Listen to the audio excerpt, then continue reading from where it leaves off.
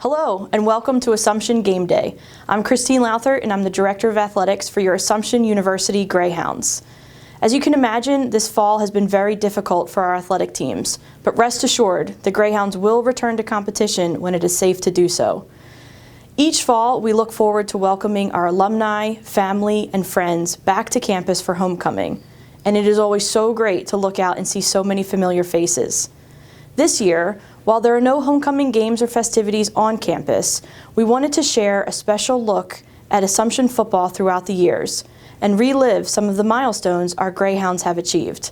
I hope you enjoy the presentation and make sure to stay tuned for a special announcement by President Cesareo immediately following our presentation of Assumption GameDay, the past, present, and future of Greyhound football. There was a note on the bulletin board, says anybody want to play football, come up to the gym at such and such an hour. A lot of us, I would say the majority of us, had very limited experience with organized football. Just inside the one, Monks takes the snap, gives it to Shane, who dumps it over the... We were going to play Fordham University, so it was a big test for the school, and it was, D2 versus a big D1, good D1 school, and down there for their homecoming, and we beat them, man. It was unbelievable. It was an experience that I'll never forget. Harris all the way back, 1 yard into the end zone, and here he comes. And he is down the middle, and he will not be caught.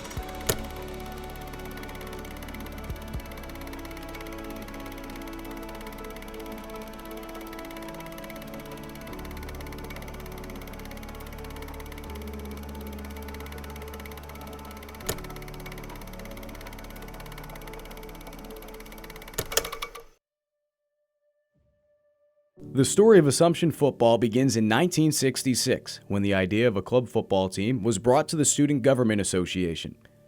Student counselor Steve Goodrow, a sophomore at the time, and freshman Neil Duncliffe were instrumental in the club gaining recognition from the Student Government Association, and eventually, in the spring of 1967, it did.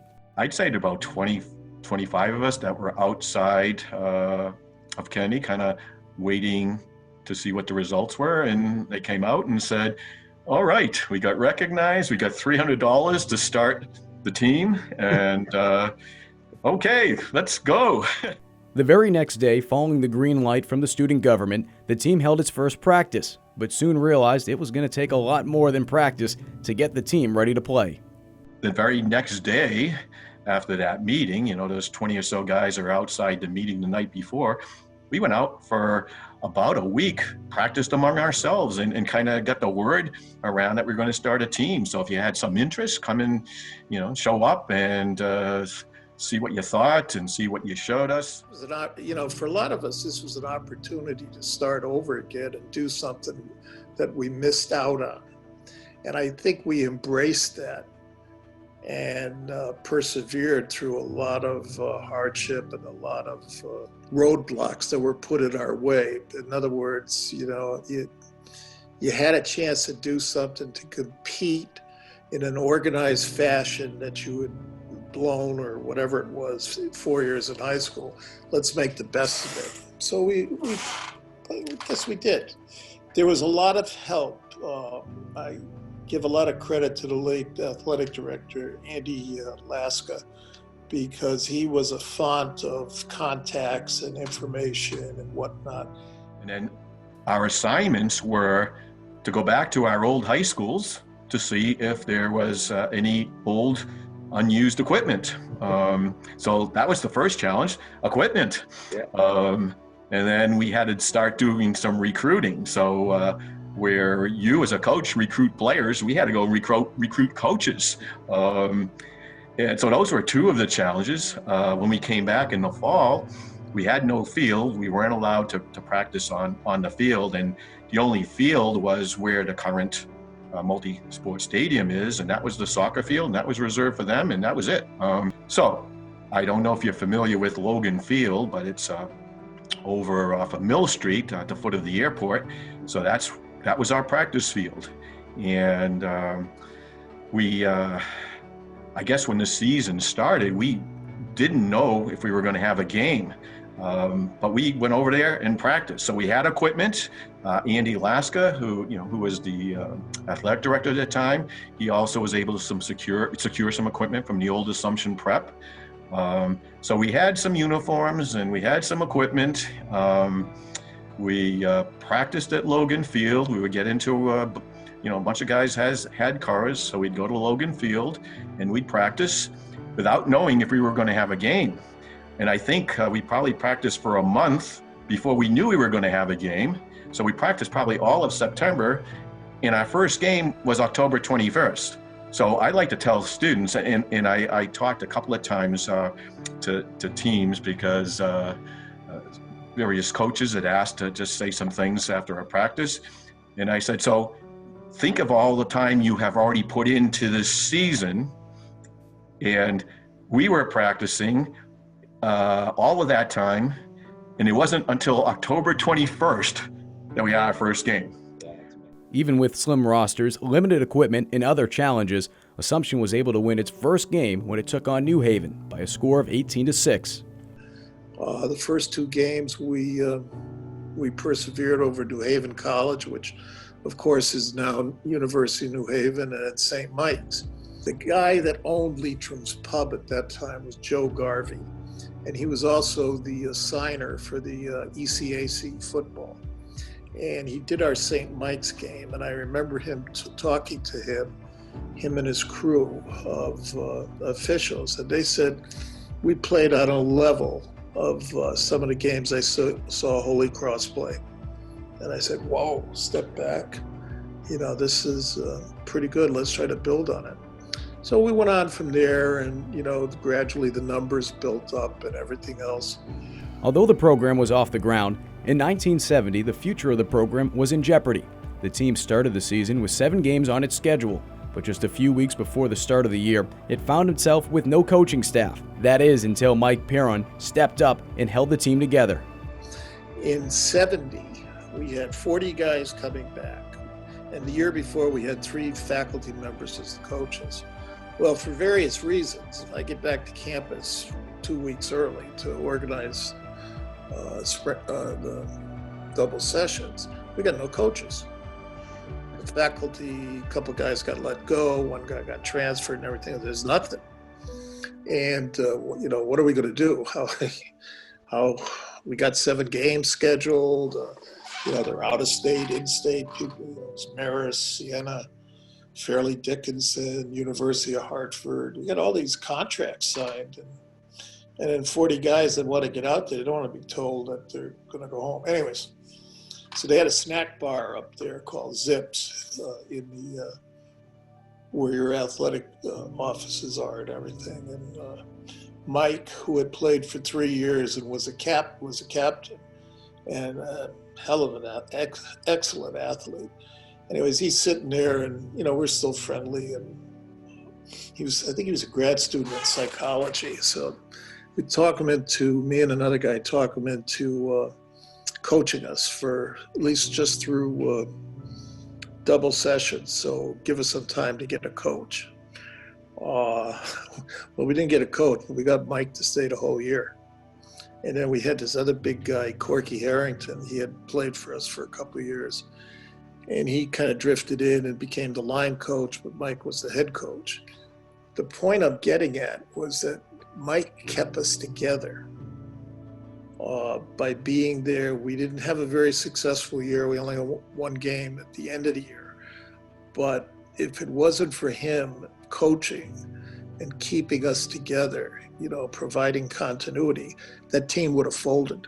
If you were to ask me the chances of being reconstituted and playing again, I would say there were like maybe 10%. What happened was, okay, we got beat all the time, but we had a team.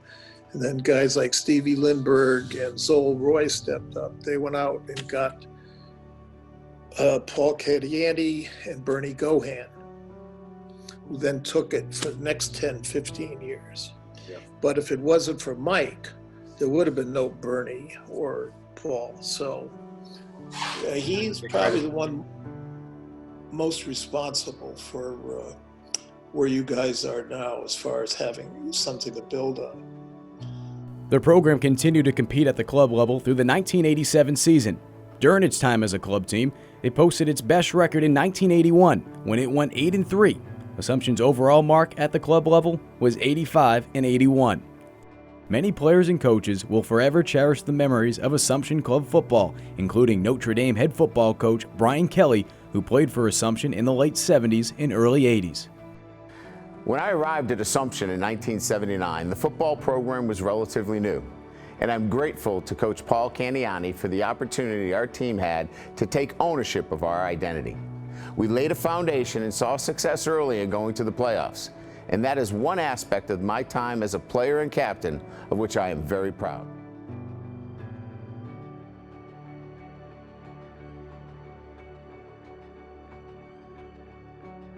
Assumption's early years at the varsity level were not without growing pains. In the first 15 years of competition at that varsity mark, the team had an overall record of 44-100. During the mid-2000s, a glimmer of hope shined through when Assumption opened Multi-Sports Stadium, a facility which would allow the football team the opportunity to practice year-round and recruit talented players not just from the East Coast, but throughout the entire country. Still, the team struggled. From 2005 through 2010, the team posted a 25-37 mark. The 2010 team, however, made history when they defeated two Division I programs in the same season, beating Wagner and Fordham early in the year. We were going to play Fordham University, so it was a big test for the school. And it was D2 versus a big D1, good D1 school, and down there for their homecoming. And everyone had written us off. I mean, people thought we were going to go down there and get smoked, and people was more worried about going down there and staying healthy. We went down to Fordham, we beat them, and it was unbelievable. It was an experience that I'll never forget. The guys and the camaraderie of the team and the way, our coach, that was his alma mater. So that's what he had played. So that game was just so big to him and meant the world to him. And for us to go down there and just beat it, be in that moment and just embrace it the way we did and come out with that victory was just unbelievable. So I'll never forget that moment ever, just because it was such a staple for the school. It was probably the biggest win at that point in history. Had some guys that had played a lot of football, had confidence in our system. We had continuity in our staff. And obviously the Fordham game that's my alma mater. So I think we might have had a little extra juice. I almost suited up for that one. If I could have, I would have. But that win was an amazing win. It was a gutsy win, and it was special. It's something that I talk to guys about even to this day. And the Wagner one was a great one earlier on. And then we got banged up and we didn't have a lot of depth.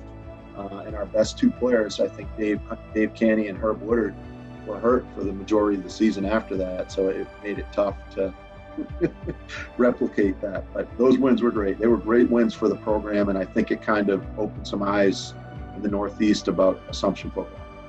The 2010 team would ultimately finish with a record of 6-5. But that glimmer of hope was enough to set a new standard in Assumption football and would pave the way for the next decade of teams.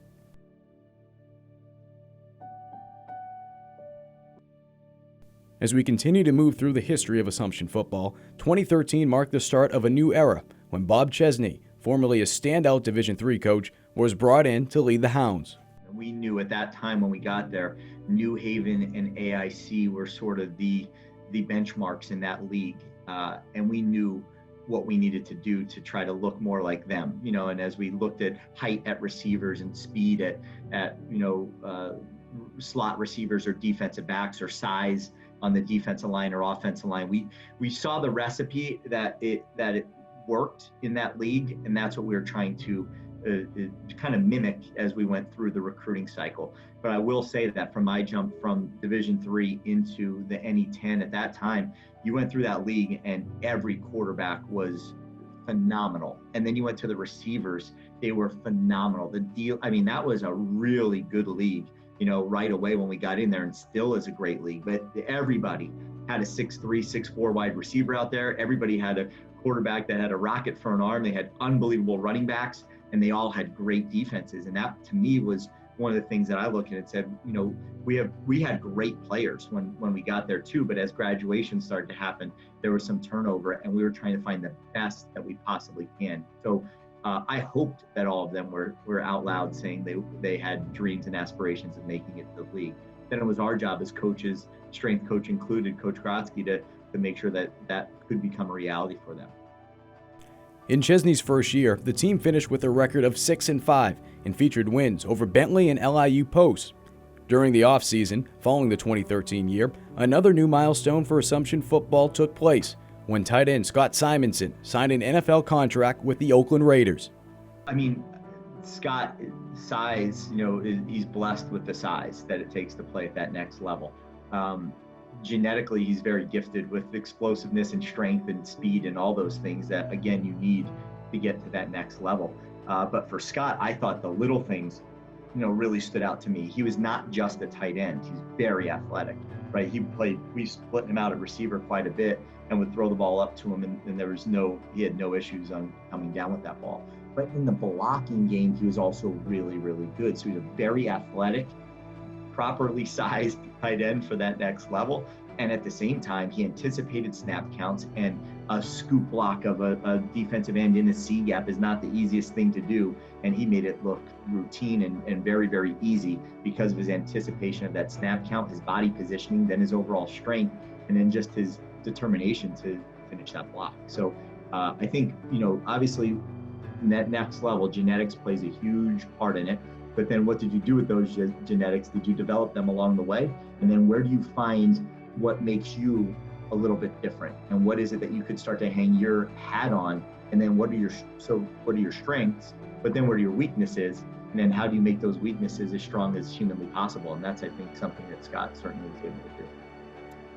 Going into my senior year, after the junior year, I was fortunate to have a good season, and I got a couple of first teams, this and that. And going into whether it was spring ball going into senior year and then senior year practices, I think I started realizing I had a shot when there were scouts coming to practice from various teams. And they, would talk to me and do that. So that's kind of when I realized that it was, a legit chance, because I had never seen that before. For up until that point in my career, I had never really seen scouts there before. So that's kind of when I started realizing that I have a chance for it. So better, go hard or go home. In Chesney's second season, the Hounds finished 7-4 and led the Northeast 10 Conference in rushing yards per game, sacks per game, and red zone efficiency. Zach Triner, current Tampa Bay Buccaneers long snapper, played on the team in 2014 and recalled some of his fondest memories from his time at Assumption. It has nothing to do with on field. It has nothing to do with touchdowns or sacks. It was in the summertime, we worked for the building department, and it was Jack, Dustin, it was Blake Nold, it was Kendall Darty Jones, it was all of I'm going to miss Eddie was in there. Like, so many guys were in there. Dane was in there. There's so many people that I won't be able to talk on all of them, but the waking up, going and painting dorms, which is just so thankless, and then going and lifting your face off in the afternoon and going to run around on the field after that. And like those bonds, like I still talk to Jack, I still talk to Blake, I still talk to all those guys about seemingly nothing, about painting walls, and learning all of those lessons through just waking up early with your boys, making sure you're eating everything, slamming the PB&J at 9:30, and then you're up again at 11:30, and like all of those small things that people, try to encapsulate. They're like, oh, man, you're gonna miss the little things when it's over. You're like, all right, whatever, man. Like, get out of my face. You genuinely do. So that would probably be my fondest memory. Has nothing to do with football, but just hanging with the boys, painting walls, and getting after it. 2014 also marked the arrival of the first full recruiting class under Coach Chesney, a class which included standout wide receiver and current Cleveland Browns coaching fellow Ashton Grant. Interacting with you and the entire coaching staff, and then once getting on campus, meeting the entire team, I just felt like everyone on that campus, everyone's goals were aligned into something that I wanted to do. And then a lot of the people that I met were people that I felt like I wanted to emulate, in a sense. Like when you talk about people like Evan Lipp or Mario Silverosa, those type of guys, I just was kind of inspired and looked up to in a sense. So I think I just wanted to surround myself with those type of people. The 2015 season would prove to be a banner year for Assumption. The 2015 squad posted its best overall record by any Hounds team in program history and claimed the program's first Northeast 10 Conference championship and advanced into the second round of the NCAA tournament. That was pretty awesome. It was pretty awesome to be able to put that together and to be able to beat teams that you weren't really supposed to beat, and then have a shot at that championship game, hosting the championship game, playing it in our field, and that was a very remarkable day. There were some heroic plays that were made throughout the course of that game on offense. The jump pass, that Coach McGonigal called at that time from Shane to Cody Lynn. There was numerous stops, great runs by June Ward, and just keep adding. You could add all of them up over and over and over again. But the way those guys played defense that day against a great New Haven team, and then to watch that final play when the quarterback's scrambling around and complete that ball in the corner of the end, or interception in the corner of the end zone by Jared Casey. In those moments when it matters the most, right? You're either going to end up being exposed, right? When that ball gets thrown your way, you blow that coverage and you either get exposed or you get revealed. And when you get revealed, it's because of all the hard work and the dedication and everything you put into it at that time. And also the ability for you and probably us as coaches to make sure that we compete properly throughout practices, so that when those guys get in that moment in the game, it's just like Tuesday, it's just like Wednesday. –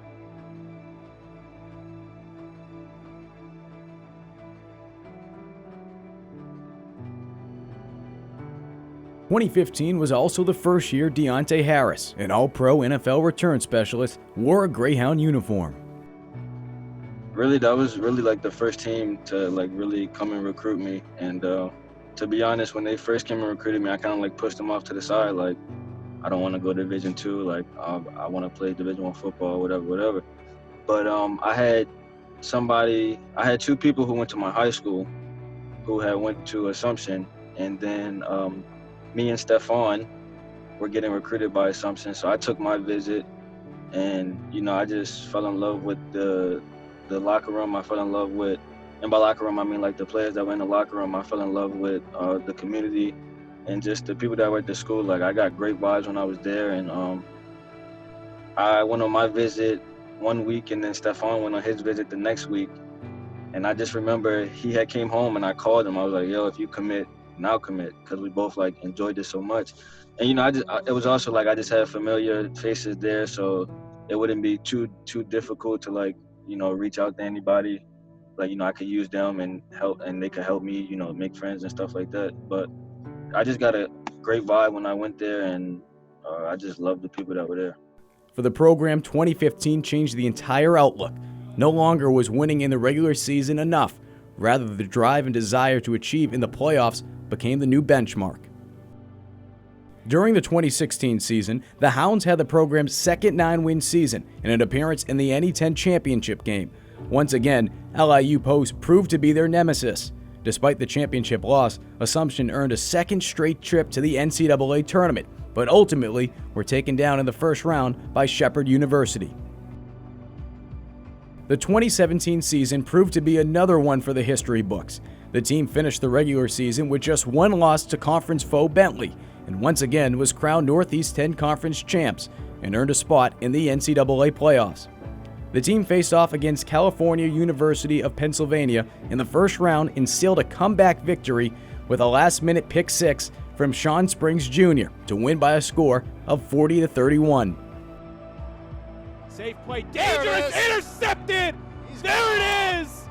Into the end zone for the touchdown. It's Sean Springs Jr. Their next opponent, the University of Findlay, who came into Multisport Stadium for what would be a heavy-hitting back-and-forth showdown. The Greyhounds would ultimately come away victorious in a game in which many ways helped put Deonte Harris on the map for NFL scouts. Harris scored 4 touchdowns, all of which came in the final 30 minutes of the game. Second drive of the third quarter. Play action fake to Oxen. Monks across the middle. Has Deonte Harris showing the speed. Harris still on his feet across the 30. Down the sideline, the 10, the 5, and the touchdown. 2017. I think that was probably the great, like the best year I've had, and not even just me, like our team. The chemistry that team had, the vibe we had in the locker room, the vibe we had outside of football, it was crazy. So that whole year, 2017, that was probably my funnest and the best year I've ever had playing football. And then personally, the game against Finley when I scored 4 touchdowns or something like that. Yep. So that was probably the best year. I mean, unfortunately, we couldn't get the national title because IUP, but that's all right.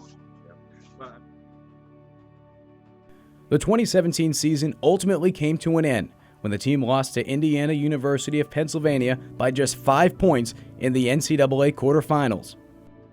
At the conclusion of the year, Coach Chesney departed Assumption for a Division I coaching opportunity, but he'll forever cherish his memories during his time with Assumption football. 2018 brought a new era of Assumption football under the leadership and guidance of current head coach Andy McKenzie. I have known a bunch of Assumption football players over the course of the years, having lived in this area for a long time and worked with a few of them. I had the opportunity to come back and watch some games in years prior to me arriving here.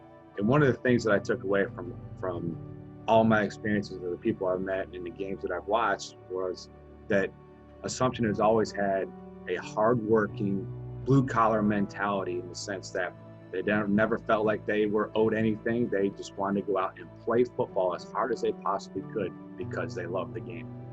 In McKenzie's first 2 years guiding the program, the overall record of the team has been 12-8, and in both years the team was again knocking on the door of a Northeast 10 title, but ultimately fell short. This brings us to the present and future of Assumption football.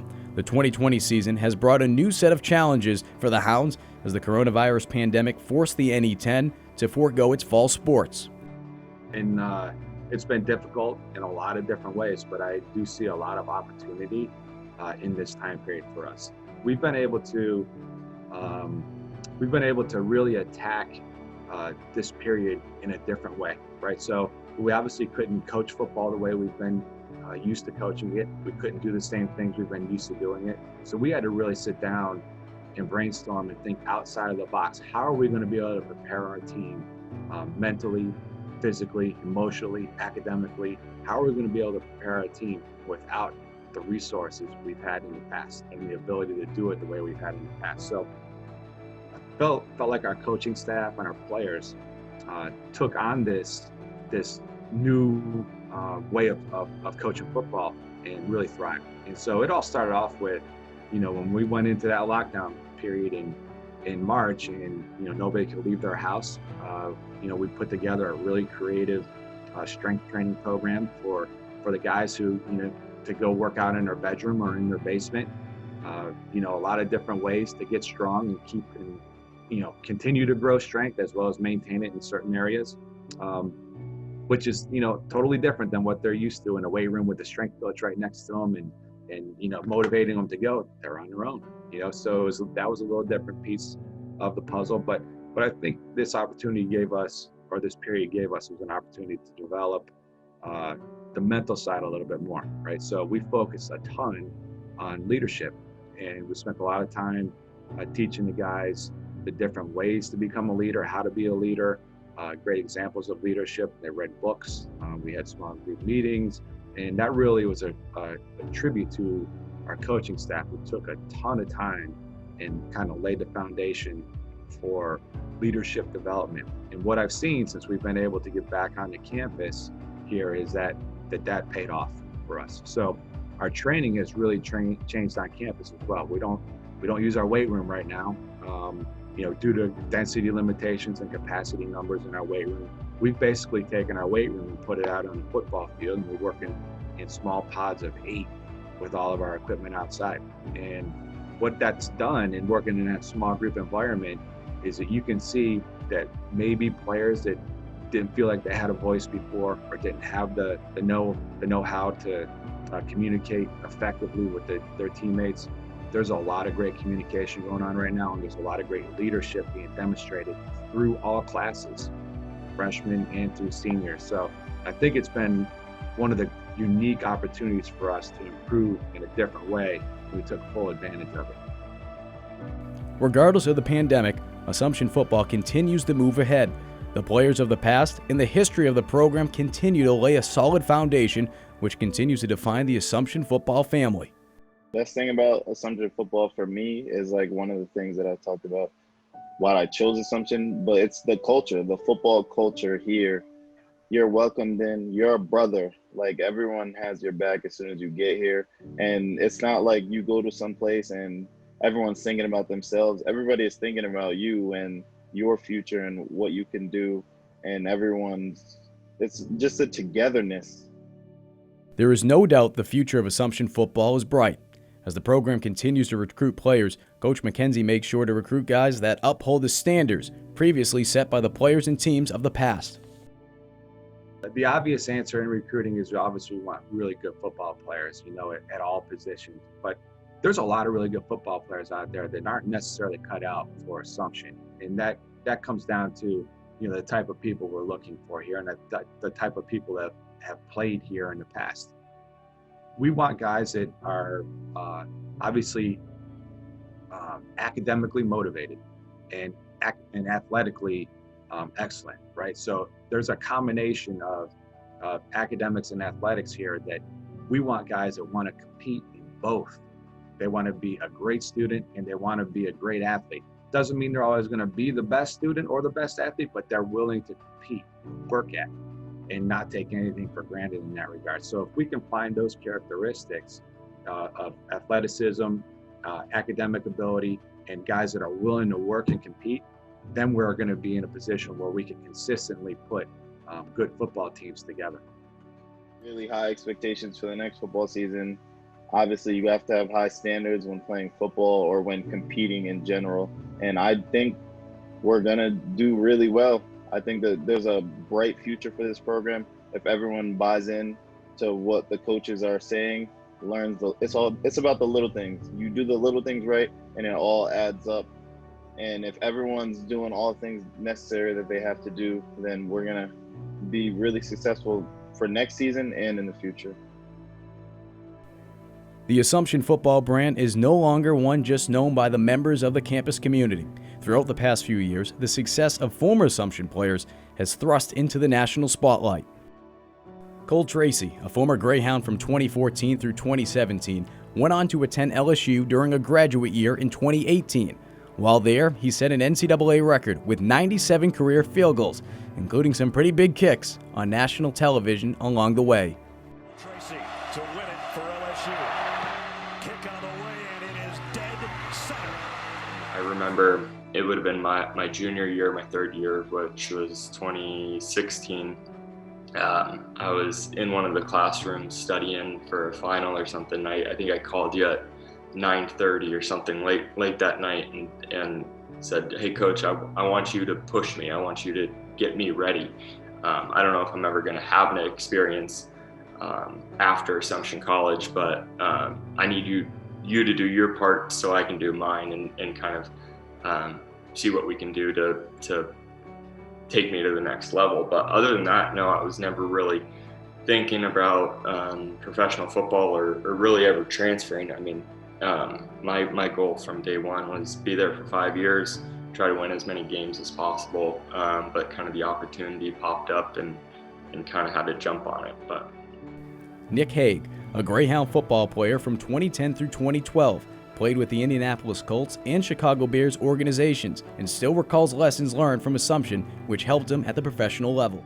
Just the grind. I took from the grind.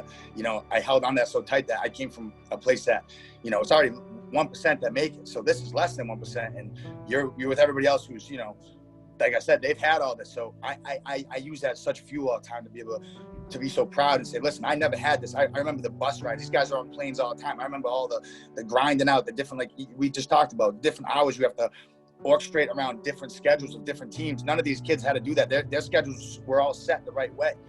One day, hey, coach, you got practice at 6. Well, hey, sorry guys, tomorrow we just found out this is going on, or the lights don't. Who knows? Whatever's under the sun, but you got to grind through it. And you know what? It's something that, again, I love and hold so dearly because that grind is so different, and everybody knows it. Scott Simonson, better known as Simo, played for Assumption from 2010 through 2013 and went on to appear in the Super Bowl for the Carolina Panthers in 2016. To this day, Simonson still reflects on the camaraderie he felt during his time at Assumption. Just seeing my favorite memory, it's kind of more of a collective memory, but the camaraderie of, some of the friendships I've had and seeing how Assumption's such a unique place where it's kind of its own little community. So being able to, go to battle in the field with those guys and then after hang out with them at the dorm rooms or at the, going to get food, this or that. I think that was, one of the things I look back on most, and being in the NFL and, having teammates from these big Division I schools, these big programs, I don't think it was the same as far as the close-knittedness.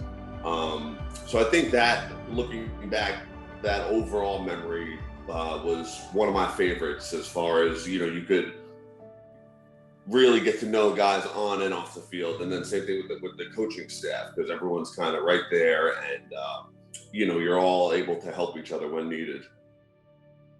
Zach Triner, a Greyhound from 2012 through 2014, didn't think it was possible for him to play at the professional level until he found himself playing special teams his junior and senior year at Assumption. On Sundays, you can find Zach long snapping for the Tampa Bay Bucks. I played special teams. I snapped because I just wanted to be on the team, be on the field a little bit more. I tried to be like, hey, if you need me at fullback or tight end, I'm there. I'm certainly not the best route runner, but I'm in. And at the time, it was Derek Mann was probably one of the best defensive linemen that we've had come through Assumption. And to be on the other side of that was, at the time, frustrating. He was awesome. He was getting all the recognition. He was getting all the love. And for me in high school, I was that guy. And it took some time to allow, it was always one of those things, Chesney always brought up, look yourself in the mirror, look yourself in the mirror. And it wasn't until I did that, it was why can't I be that selfless?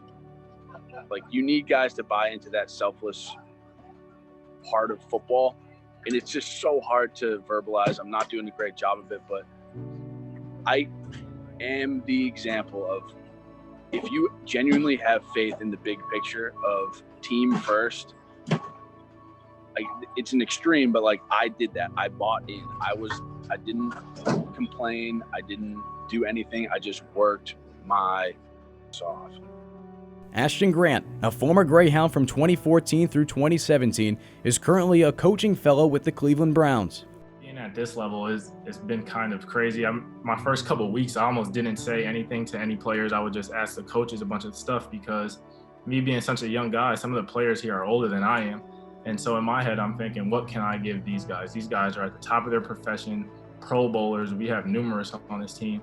So how can I help? And I was also with the mindset of, are they even going to listen to me? I'm a 24-year-old kid who graduated from a D2 school, who was just at a 1AA school. And I'm talking to guys who played in national championships at Alabama. So how am I going to improve their games? And come to find out, these guys are eager to learn, and they'll take any piece of information from anybody.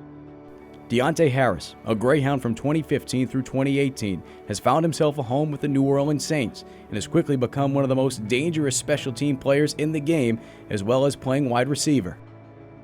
In certain situations, you have to know what you can and can't do, and you really have to understand that when people see you, you're not representing just yourself. You're representing something much bigger than you, and that was probably the biggest thing I learned. In college, you're not just representing, I wasn't just representing Deonte Harris, I was representing Assumption College and Assumption football. So now it's when I'm out in the real world, I'm not just representing myself, I'm representing my parents, I'm representing the organization that I'm currently in right now. So it's really just bigger than me.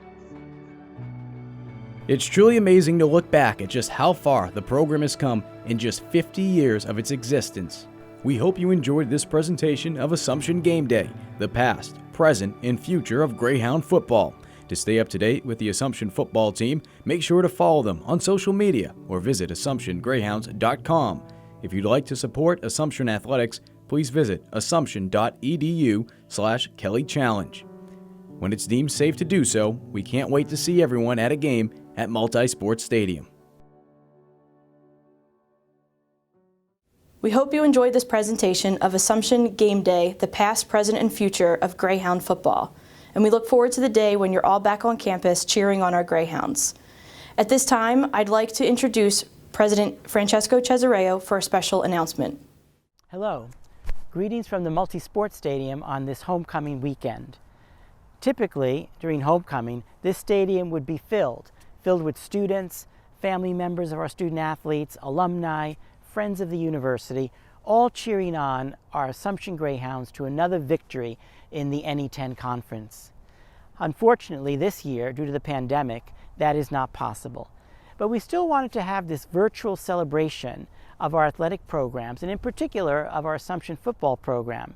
And I hope that you have enjoyed today's program and the history of the Assumption program over its decades.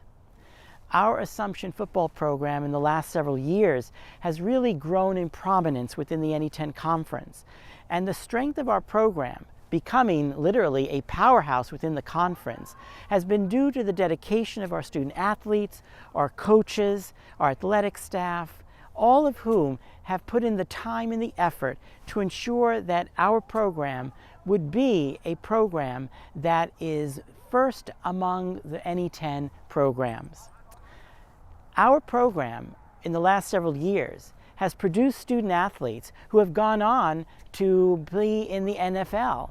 For example, Deonte Harris, Zach Triner, Scott Simonson, all of whom are playing on NFL teams. And of course, Ashton Grant, who is a coach for the Cleveland Browns this year. And we also recall the great seasons that Tracy played here and then went on to LSU to lead them on to victory. Our program began over 50 years ago, and it began as a club sport and eventually evolved into what it is today. And one of the early players in this program was Brian Kelly, the head coach of the Notre Dame football team. Brian has been a great supporter of our athletic program, in particular the football program, over many, many years. And his dedication to Assumption, his dedication to our program, has manifested itself not only through philanthropic support, but also in his mentorship and guidance and advice that he has given personally to students, to coaches, and to our athletic staff in general.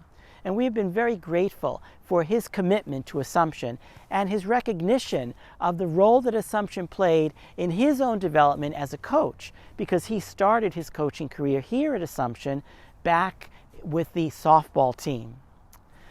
Several months ago, Brian issued a challenge that if we can raise $1 million for our athletic programs, he will match that with a $1 million gift, which would therefore provide to athletics $2 million to enhance our programs and to ensure that we continue to be competitive in the NE10 conference. And we are very grateful for Brian's commitment to this program and for this challenge, which we hope people will step up and respond to in a very positive way. But Brian has always been committed to one thing, and that's excellence. Excellence not only on the field, but excellence in the classroom as well. He believes in excellence for an institution of higher education in every aspect of the student experience.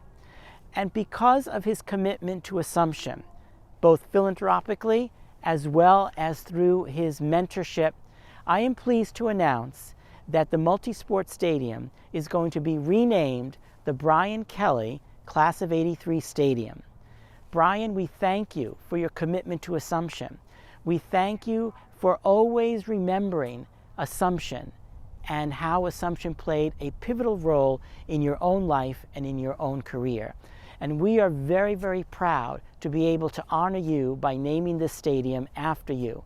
And your willingness to allow us to do so honors us as well. We hope that in the spring we will be able to gather together for a formal celebration and ceremony renaming the stadium. Until then, I hope that our Assumption community and our Assumption family remains together and committed to our program, not only of football, but of all of our athletic programs, so that we can continue to provide our student athletes with a positive experience going forward. Thank you for joining us today. Thank you for being part of this unusual homecoming during an unusual time. And remember, go Hounds! Thank you, President Cesareo, for this honor. My years at Assumption are some of the most memorable times of my life. I was taught and mentored to become the man I am today, of which I am most grateful. I received a great education both in the classroom and on the playing field. But what I cherish the most about my times at Assumption are the relationships I built along the way. I am humbled to receive this recognition. I always have been and always will be proud to be a Greyhound.